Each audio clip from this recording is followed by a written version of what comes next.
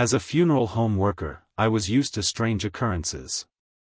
But nothing prepared me for the corpse that sat up and spoke my name. "We need to talk," it whispered. My blood turned ice cold. The dead man looked exactly like me. "I work at a funeral home in a small town in Nebraska.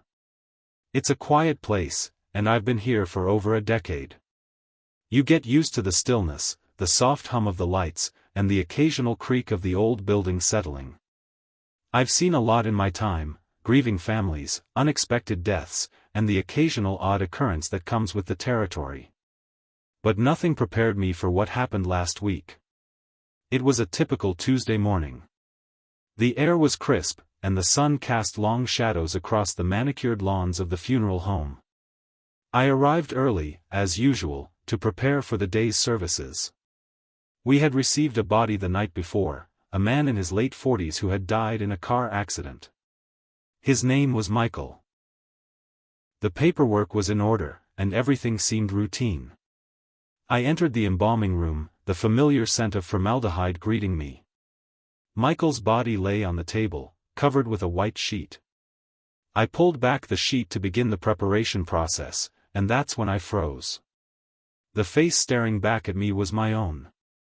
Every feature, every line, every scar, it was as if I was looking into a mirror. My heart pounded in my chest, and a cold sweat broke out on my forehead. I stumbled back, knocking over a tray of instruments. This had to be a mistake. I checked the paperwork again. Name: Michael. Age: 47. Cause of death: vehicular accident. But the face, it was unmistakably mine. I stood there, trying to make sense of what I was seeing. Was this some kind of elaborate prank? A coincidence? My mind raced with possibilities, each more implausible than the last. I reached out, hesitantly, to touch the body's face, needing to confirm it was real. As my fingers brushed the cold skin, the eyes snapped open. I stumbled back, a scream caught in my throat. The corpse sat up slowly, its movements jerky and unnatural. It turned its head to face me, those familiar eyes locking onto mine. Then, in a raspy whisper, it spoke. "We need to talk." My legs gave out, and I collapsed onto the floor, unable to look away. The corpse, my doppelganger, continued to stare, its expression unreadable. I wanted to run, to escape this nightmare, but my body refused to move. Who are you?" I managed to choke out. "You know who I am," it replied. "I've been waiting for this moment." The room seemed to spin, and I felt a wave of nausea wash over me. This couldn't be happening. Corpses don't sit up. They don't talk. And they certainly don't look exactly like the living. "This isn't real," I whispered, closing my eyes tightly. "I'm dreaming." "No," the voice said. "This is very real." I opened my eyes to find the corpse still sitting upright, its gaze unwavering. It reached out a hand, beckoning me closer. Against every instinct, I found myself crawling forward, drawn by a force I couldn't explain. As I neared, the corpse leaned in, its cold breath brushing against my ear. "There are things you need to know," it whispered. "Things about your past, your future, and the choices you've made." I pulled back, shaking my head. "I don't understand," I said. "What is this? Who are you really?" The corpse's lips curled into a faint smile. "All in good time," it said. "But first, you must listen." And so, in that cold, sterile room, I sat on the floor, listening to a dead man who wore my face. He spoke of events I had long buried, secrets I had hoped would never resurface. With each revelation, a piece of my carefully constructed life began to crumble.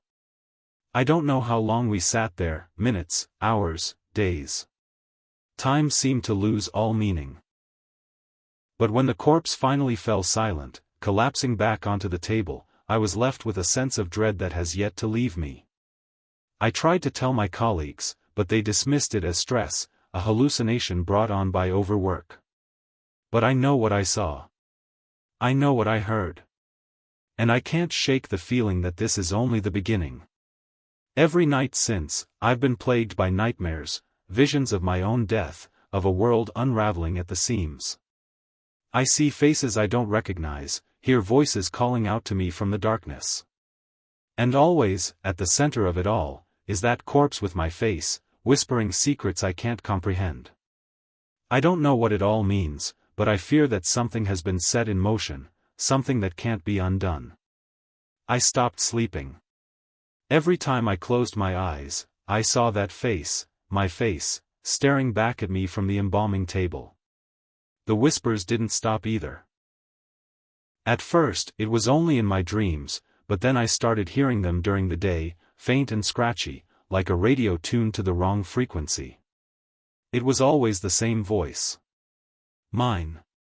I began avoiding the embalming room.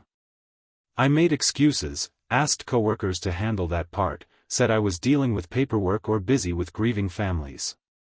But one day, I got called in for a rush case. There was no one else available. I had no choice. I opened the door with shaking hands. The body on the table wasn't the same one, wasn't the one that looked like me, but the feeling in the room was exactly the same. Heavy. Thick. Like the air was pressing against my chest. I tried to focus. I turned on the lights, grabbed my gloves, and pulled the sheet back. Normal. Just a normal body. But then the overhead lights flickered. I froze. For just a split second, barely a blink, I saw him again. My doppelganger, lying there. His eyes snapped open. Then gone. I stumbled backward, knocking over a tray. The tools clattered to the floor, echoing in the room. When I looked back, the body was the original one again. Not me. I started seeing my own face in the hallway mirrors. In the glass doors. Even reflections on polished wood. But the man in the reflection wouldn't move with me. He'd stare. Smile sometimes. Other times, he'd raise a hand slowly, deliberately, and point. Always to the same spot, in the direction of the basement. The basement of the funeral home is old, unused for anything but storage. No one goes down there anymore. But that's where he kept pointing. I held off for as long as I could. Told myself it was a hallucination, stress, some kind of breakdown. But one evening, the elevator to the basement opened on its own. The doors slid open slow, like it was waiting for me. No one was near the button. That night, I didn't go home. I sat in my office until the sun came up. I told myself I'd quit. Walk away. Find a different job, maybe something outdoors, far from death and cold steel tables. But the next day, I got a call from the sheriff's office. There'd been another accident. The body was on its way. I felt a chill crawl up my spine. They didn't give a name over the phone, just a brief description and a request for immediate processing. But as they read off the age and approximate height and build, my stomach turned. It matched me again. I told myself it was coincidence. People resemble each other. It happens. But when the coroner wheeled in the gurney and pulled back the black plastic, I almost collapsed. It was him. Me. Again. Same face. Same scar above the eyebrow. Same crooked nose I'd broken as a teenager. He even had the same birthmark on his neck. I stepped back, eyes wide, heart pounding so hard I could barely hear. My coworker, Dana, looked at me strange. You alright? You look like you've seen a ghost. He just looks familiar, I stammered. You're pale, she said. Go get some air. I nodded and left the room. Outside, I sat on the curb, hands shaking. There was no way this was coincidence. No way someone could look that much like me, again. And why the hell was it happening now? What did any of this mean? Then my phone buzzed. It was a text from an unknown number. "You're not supposed to be here." I stared at the screen, not sure what to think. I texted back. "Who is this?" The reply came instantly. "You. But not this you." I didn't reply. Instead, I went home. I locked every door. Closed every curtain. Sat in my kitchen with all the lights on, gripping a kitchen knife like it would actually help me. The next morning, someone had left an envelope on my doorstep. No return address. Just my name on the front. Inside was a single Polaroid. It was me, standing in the funeral home basement. Except I'd never been down there. The photo was old-looking, slightly yellowed, but the image was sharp. I was staring straight at the camera, not smiling, not moving. Just staring. On the back, scribbled in pen, "You opened the wrong door." I dropped the photo. I didn't know what was happening, but I knew one thing: I couldn't ignore it anymore. That night, I went to the basement. The stairs groaned under my weight. The air smelled stale, like old books and mildew. The walls were lined with dusty shelves, boxes stacked up, some so old the cardboard had collapsed under its own weight. Then I saw it. A mirror. Tall, framed in black iron, leaned against the far wall. But the reflection, it wasn't right. It showed the basement, yes. But I wasn't in it. Instead, there was someone else. Standing in my place.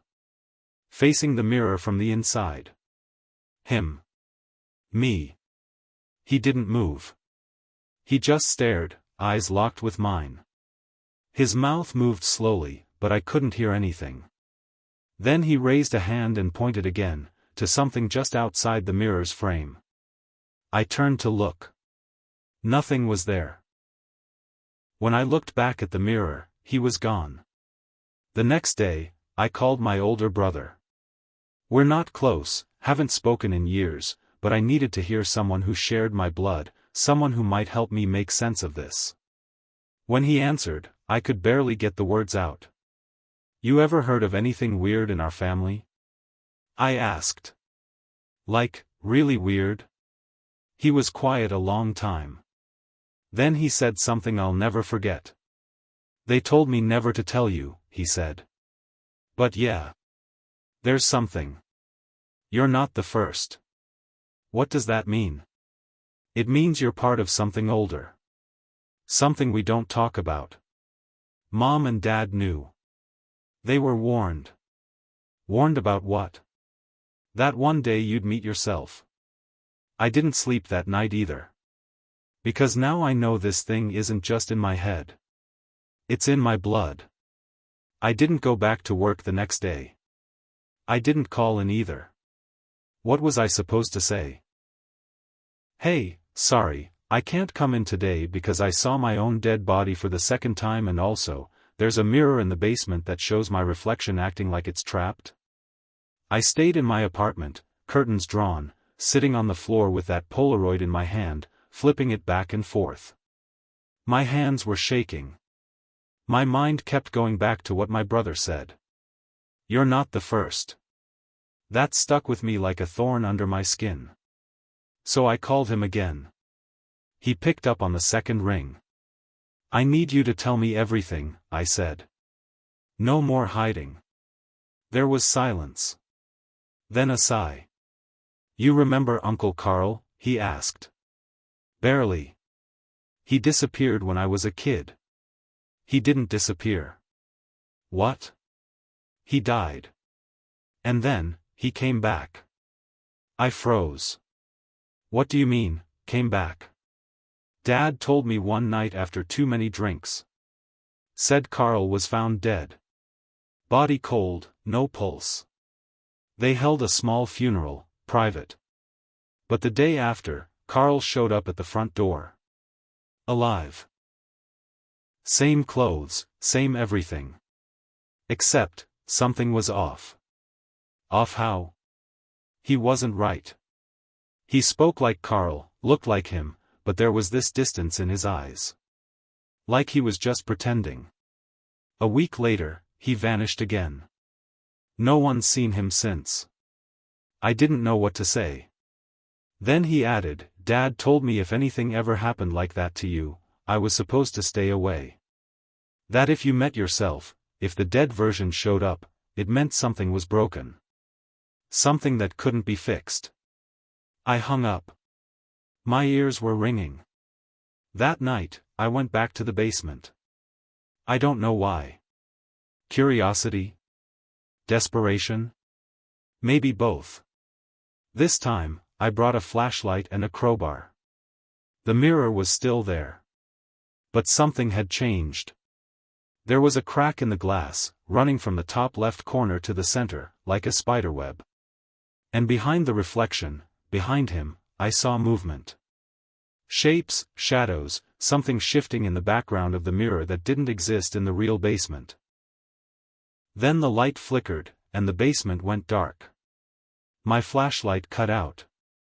I stood there in total silence, barely breathing. Then, a whisper behind me, "You're late." I spun around. No one. The mirror, though, my reflection was gone. Instead, the glass now showed a hallway. A hallway that didn't exist in the real world. Black and endless, stretching far into the distance. I did the dumbest thing I've ever done in my life. I touched the mirror. The glass rippled like water. And then I was pulled in. I woke up in a place that looked like the funeral home, but twisted. The walls were the same layout, the rooms in the same place, but everything was off. The lights flickered. The air buzzed, thick with static. Every mirror I passed showed a different version of me, some older, some younger, some dead-eyed and hollow. In one, I watched myself walk into traffic. In another, I was strapped to a table, screaming. And in another, I was smiling, covered in blood. The whispers were louder here. "He doesn't belong. He stayed too long. Take his place." Then I saw them. Dozens of them. All of them, me. Some had burns. Some had missing limbs. Some looked completely normal. But all of them turned to look at me. And they started walking. I ran. Through dark halls, through rooms that twisted and changed every time I turned a corner. I ran until I found a door marked "Exit." I burst through it and I was back. Back in the basement. But something was wrong. The mirror was gone. And when I climbed the stairs, everything upstairs was off. The funeral home was silent. Dustier. Older. I stepped outside and blinked against the daylight. The sky was orange. Not sunset orange, just wrong. Off. Too deep. I walked down the street, heart pounding. That's when I saw the newspaper in a vending box. Local man declared missing 10 years ago, found dead in funeral home basement. My name was on it. I stumbled back, eyes wide. People on the street walked by, but none of them looked at me. Like I wasn't there. I walked to my apartment. Someone else lived there. I went to my brother's house. He opened the door. Looked right through me. Closed it. I wasn't home anymore. That night, I returned to the funeral home, the only place I knew. I broke in through the back door. Everything looked older. The floorboards creaked louder. The walls were cracked. In the basement, the mirror had returned. My reflection was waiting. But this time, he spoke. "You took too long," he said. "Now I'm you." I screamed and swung the crowbar. The glass shattered. And every reflection poured out. I don't remember much after that. I woke up in the embalming room. Covered in blood. Wearing a mortician's uniform. And my face. My face wasn't mine anymore. It was his. And somewhere, maybe still in that mirror world, the real me is wandering the halls, looking for a way back. But it's too late. Because I'm here now. And I have work to do. There's another body arriving tonight. The paperwork says it's me. Again. But this time I'll be ready. I stared at the body bag for a long time. It lay on the gurney, zipped up tight, but I already knew what I'd see if I opened it. Same face. Same scar. Same dead eyes. But this time, something felt different. My hands shook as I pulled the zipper down. And there he was. Me. Except, he was smiling. His lips curled just enough to show teeth, even though his eyes were shut like he was asleep. I leaned closer. That grin, it wasn't natural. It stretched wider than any smile should. I backed away. Then his hand moved. It twitched once. Then again. The fingers curled slowly, like waking up from a nap. I tried to run, but my legs didn't work. My body wouldn't move. Like my bones had turned to cement. The corpse sat up. Eyes still closed. Still smiling. Then his mouth opened, but he didn't speak with my voice. It was every voice. Layered, echoing, impossible to describe. We were waiting. I stumbled backward into the metal tray stand. Tools clattered around me, but I barely noticed. The corpse opened its eyes. They were all black. No whites. No pupils. Just void. He stood up. Barefoot. His body stiff like a puppet on strings. The overhead lights flickered, buzzing louder, the air pressing down on me like a storm about to break. Then he lunged. But instead of hitting me, he passed through. Right into me. I screamed. I felt it, him, crawl inside. Not like a possession. Worse. Like we were sharing the same skin, same mind. He whispered in my thoughts. Showed me things. Rooms that don't exist. Places made of bones. Faces stitched together. Children laughing with no eyes. He was me, but more. Older. Ancient. The part that came through the mirror. He'd been waiting for a door. And I'd opened it. I woke up in the woods. Cold, muddy, wearing someone else's clothes. I walked for miles until I reached a gas station. The cashier gave me a weird look but didn't ask questions. I checked the date. 3 years had passed. 3 years. I had no memory of them. But that wasn't the worst part. When I finally made it back to town, I walked by the funeral home. It had been closed down. Boarded up. Windows smashed. Graffiti on the wall said things like, "He's still in there," and "Don't look in the mirrors." I broke in. Everything was just how I remembered it. Frozen in time. Dust thick in the air.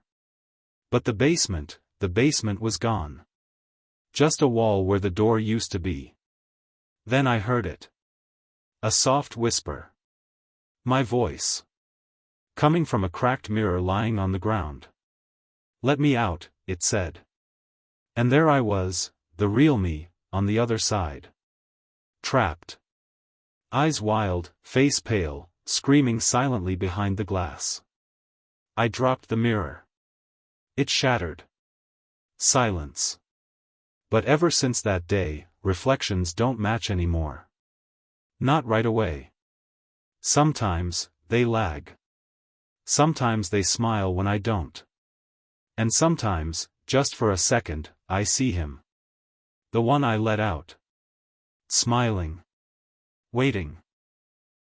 Because he knows it won't be long until someone else sees their own dead face on a table. And the cycle begins again.